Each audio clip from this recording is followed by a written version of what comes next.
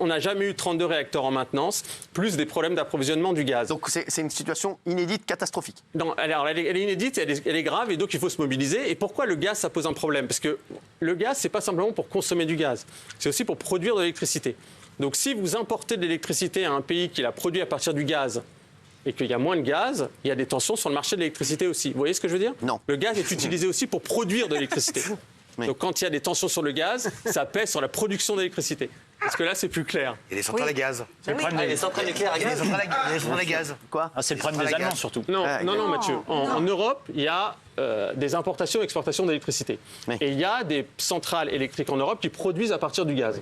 Donc s'il y a des tensions sur le gaz russe ou sur le marché du gaz, ça peut rendre difficile la production d'électricité aussi. Donc le gaz peut poser un problème en termes de production d'électricité et donc contribuer au blackout aussi indirectement. Alors, justement, nous, les Français qui nous regardent, il est 21h, on est en direct, on se pose cette question. Aura-t-on de l'électricité cet hiver?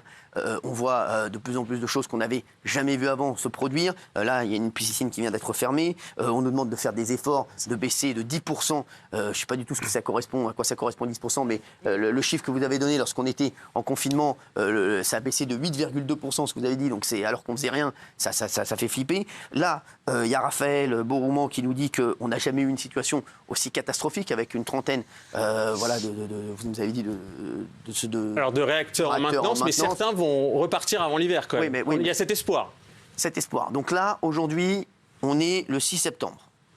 Est-ce qu'à votre avis, vous, qui êtes un économiste sérieux, est-ce que vous pensez que cet hiver, là, c'est-à-dire à horizon novembre-décembre, ou même pour les fêtes de Noël, est-ce que vous pensez qu'il va y avoir de grosses restrictions? Est-ce que vous pensez que tous les foyers français pourront avoir de l'électricité? Ou est-ce que ça ne va pas augmenter? Oui, ça va augmenter, oui, justement. Mais le truc, c'est qu'à un moment, les gens ne pourront plus payer. Là, il y a deux questions différentes. Alors, il y a la question du volume et de la pénurie. Alors, sur la première question, a priori, il n'y aura pas de pénurie d'électricité pour les ménages. Il peut y avoir ce qu'on appelle du délestage, c'est-à-dire des coupures localisées, temporaires et exceptionnelles pour des sites industriels. D'accord. S'il n'y a pas assez d'électricité, voilà. C'est-à-dire c'est-à-dire qu'il y a des entreprises qui ont des contrats qu'on appelle des contrats interruptibles, des contrats d'effacement, où elles acceptent de ne pas consommer de l'électricité à un moment quand il y a des tensions sur l'offre d'électricité et la production. D'accord, donc ça c'est très probable?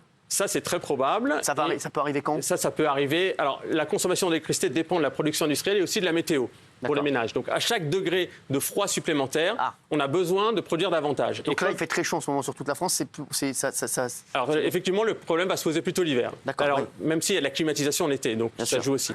Et l'autre problème, c'est que l'électricité ne se stocke pas, à la différence des autres, à la différence du gaz ou du pétrole. Ça, c'est intéressant. Voilà. Donc, il faut un équilibre en temps réel entre l'offre et la demande. Oui. Donc, si tout le monde consomme à un moment et qu'on ne peut pas produire suffisamment, il peut y avoir un problème de blackout, c'est-à-dire de pénurie à un moment instantané. Ça peut arriver, ça? Voilà. Alors que sur le gaz, on a des stocks en France qui représentent 90%, qui sont remplis à 90%. Mais les stocks gaziers ne représentent que 25% de la consommation de gaz. En gaz, ça devrait aller ou pas? En gaz, ça devrait bien se passer. C'est en électricité où il y a des...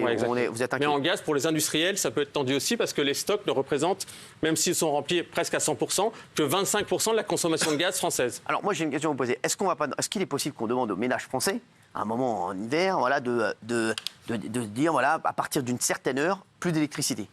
Alors, c'est arrivé dans les années 70. Il y a eu un plan après le choc pétrolier où il y a eu des mesures qui ont été prises. Il y a le Japon, après la catastrophe nucléaire de Fukushima, pareil, qui a mis en place un plan de rationnement. Alors, on parle de guerre économique, donc on dit qu'il faut être en économie de guerre. Alors, tout ça, ça casse beaucoup l'ambiance. Mais on va dire qu'il faut une économie un peu de rationnement pour ceux qui le peuvent et éviter le gaspillage énergétique cette année et à l'avenir, que ce soit à cause de la crise énergétique ou par rapport au réchauffement climatique et pour sauver la planète. Oui, Harold Duhard, maire de Nogent-le-Rotrou, il est venu nous voir aujourd'hui, je vous rappelle si vous nous rejoignez, parce qu'il a vu sa piscine municipale fermée, donc ça commence vraiment à chauffer. Vous vouliez dire quelque chose? Je pense que l'avantage de l'électricité, c'est que ça s'ajuste plus vite que le gaz. C'est-à-dire qu'on ferme une piscine, c'est l'équivalent de la consommation de 1000 habitants. On arrête d'un coup. On ferme une très grosse usine avec des compartiments réfrigérés dans l'agroalimentaire. On arrête la production, l'entreprise continue d'écouler ses stocks. On fait un mois de chômage partiel pour les salariés. Et là aussi, on récupère l'équivalent de 1000-1500 habitants. Donc, c'est des choses qu'on sait organiser et sur lesquelles on travaille avec les préfectures depuis maintenant plusieurs mois.